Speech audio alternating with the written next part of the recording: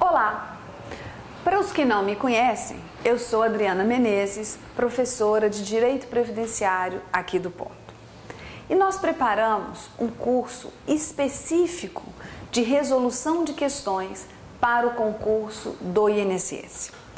Por que isso, né? E qual a nossa experiência em relação a esses concursos? Ora, eu atuo no magistério em concursos públicos, né? Também há 15 anos.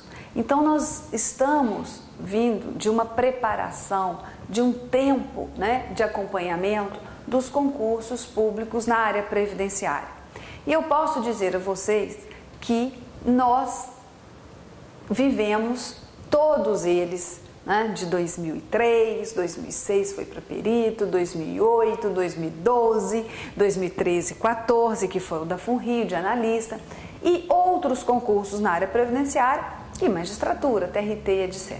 Né? Mas a gente vem acompanhando ao longo dos anos o comportamento desses concursos. E você sabe que pelo último concurso, né, nós tivemos numa prova de 60 questões, 40 eram de direito previdenciário. Então, por mais que o aluno não quisesse, ele teria ali mais de 50% da prova com direito previdenciário. E vocês também, alguns já fizeram, sabem que esse concurso, o concurso de 2012, que foi o concurso para técnico, né? Esse concurso foi um concurso super concorrido, onde a média foi altíssima, né? Os primeiros colocados tiveram médias altíssimas. O primeiro colocado geral foi aluno nosso, inclusive, um aluno da Bahia, que, acreditem, em 60 questões ele fez 60, né? Portanto, nós tivemos aí uma certa colaboração com as 40 de previdenciário, mas o mérito é dele. O mérito é dele porque estudou, se dedicou. Pois bem, esse curso aqui, ele está idealizado para ficar com você até o final de março deste ano.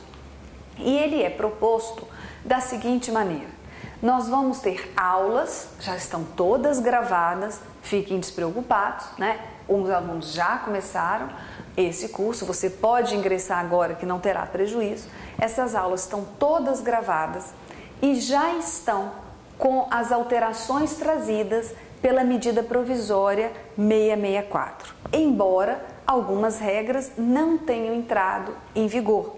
Vão entrar a partir de março de 2015.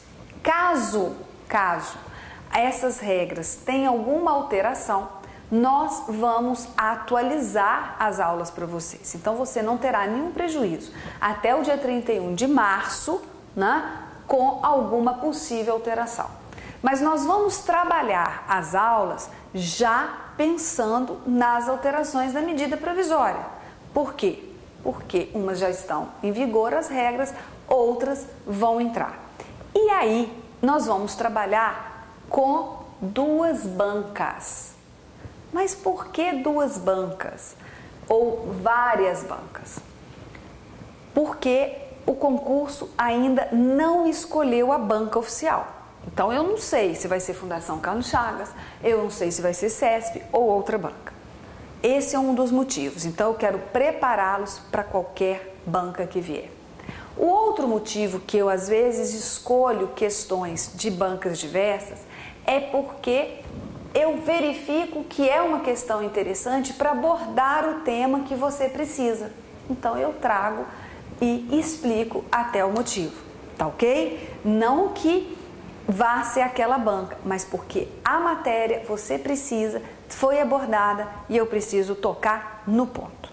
É isso que você precisa. Com isso, você tendo aula de teoria, você tem um curso de teoria específico, você já está estudando, você quer arrematar, você quer fechar a sua preparação com o quê? Com um curso só específico de resolução de questões para ficar atento como que o assunto é abordado.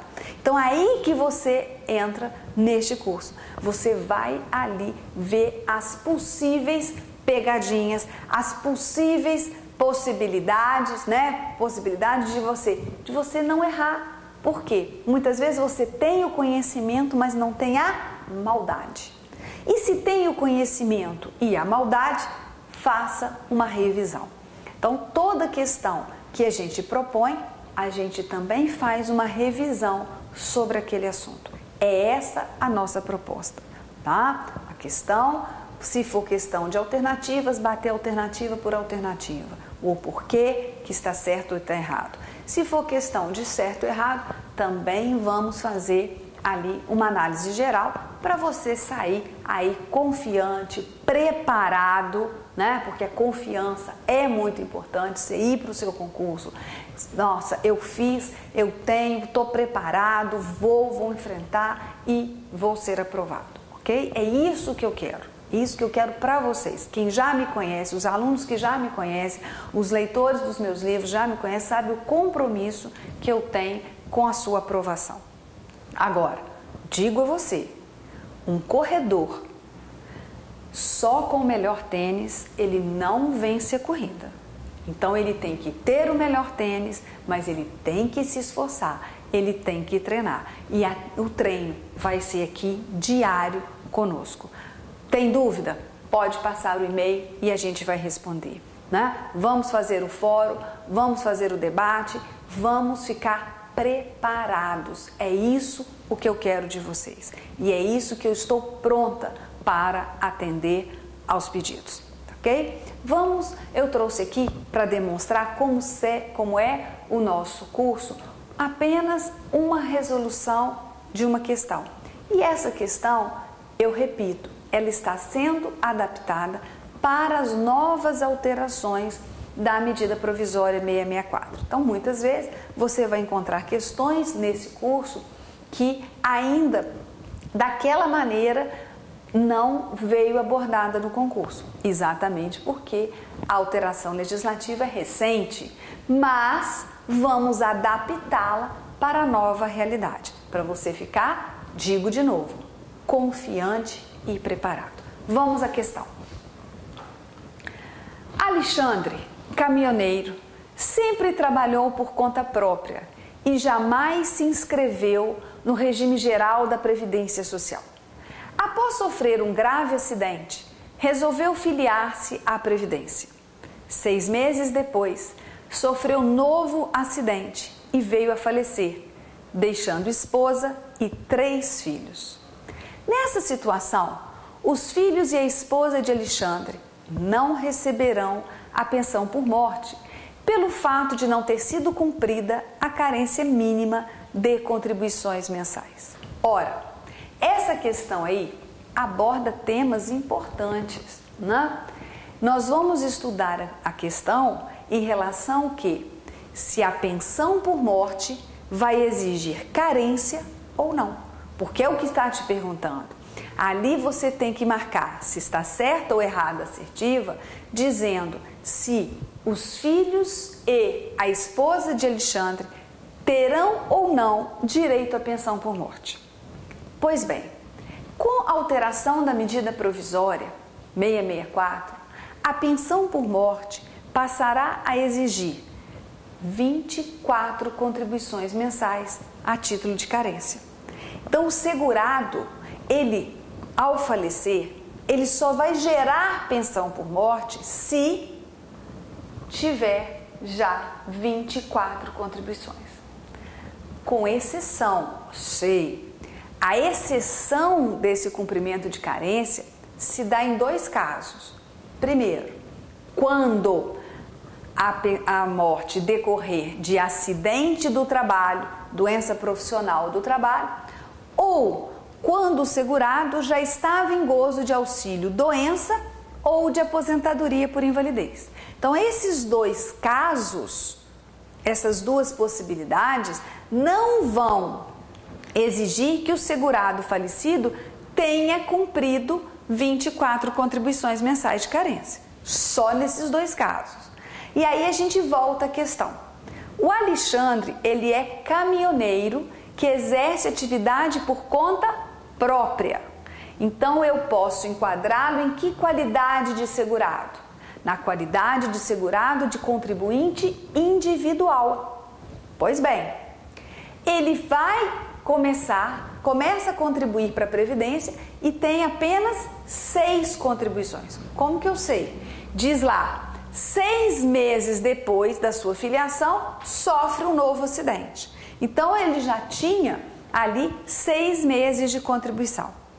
Ele sofre um acidente e vem a falecer. Quando ele falece, ele tinha apenas 6 contribuições. Quantas contribuições ele deveria ter para gerar pensão por morte? 24. Então, aí, pela regra geral, ele não vai ser instituidor de pensão por morte. Mas vamos olhar se ele está na regra de exceção. Ele sofreu acidente do trabalho? A morte decorreu de acidente do trabalho? Não. Professora, mas ele era caminhoneiro e sofreu um acidente. Mas o acidente do trabalho é só para empregado, trabalhador avulso e segurado especial. Ele é um contribuinte individual, esse é o pulo do gato aí, tá? O acidente dele não é caracterizado como acidente do trabalho. Por quê? Porque ele é contribuinte individual. E nesse caso, então, ele não tem isenção de carência para pensão por morte. Ele teria que ter 24 contribuições para que os seus filhos, a sua esposa, tivessem direito. Então, falta de cumprimento, mínimo de carência. A morte não veio decorrente quando ele já estava de auxílio-doença, não fala a questão. Não estava aposentado por invalidez, então não comporta também isenção, né, de carência. Portanto, vamos ver, tá lá, os filhos e a esposa de Alexandre não receberão pensão por morte pelo fato de não ter sido cumprida a carência mínima de contribuições mensais. Certíssimo, né? Correto. Por quê? Porque ele não se encaixa na isenção e ele não tem 24 contribuições mensais. Ok? A alternativa, então, portanto, correta. É aí a questão. Essa questão, professora, tem cara de CESP. Sim, tem cara de CESP, mas pode ser uma das assertivas na questão da Fundação Carlos Chagas. Você sabe que a Fundação Carlos Chagas, ela traz situações hipotéticas e vai colocando alternativas. E aí você tem que ter a mesma análise, o mesmo raciocínio. Sim, portanto, essa questão, ela está correta. Não terá direito. Professora, mas eu fiquei ainda com uma dúvida e eu sei que vai acontecer. Com a alteração da medida provisória, a esposa pode ou não ter direito ao benefício da pensão por morte? Sim, exatamente. Só que nessa questão você não vai procurar pele em ovo, pelo em ovo, chifre na cabeça de cavalo. Não vai. Por quê? Porque a questão, ela analisa a questão apenas da carência. Então você vai com o que tem ali para você. Não vai além, porque não estão pedindo. Mas para você não ficar bravo comigo, sabe que eu vou responder. A esposa só teria direito à pensão por morte, cumprido todos os requisitos, tá? Segurado falecido, carência cumprida, se tiver pelo menos casada há 2 anos com o segurado falecido. Salvo, aí que vem também, salvo se a morte decorrer de acidente, qualquer um, ou se essa esposa, companheiro ou companheira, for inválida, cuja invalidez aconteceu após o casamento, tá? Por doença ou por acidente, não importa. Então, para tirar essa dúvida, essa pulga atrás da sua orelha, eu sei que a isenção da carência da pensão por morte é em relação ao acidente do trabalho, não qualquer acidente. Mas porque você me provocou, eu sei que a isenção do cumprimento de 2 anos de casamento ou união estável é em razão de qualquer acidente. Isso a gente vai trabalhar melhor quando falarmos da condição de dependente, ok? O curso fica aberto até final de março de 2015, dá tempo, então todas as aulas já gravadas vão estar disponibilizadas para você fechar aí a sua preparação, o seu conhecimento. Aguardo vocês neste curso. Até lá!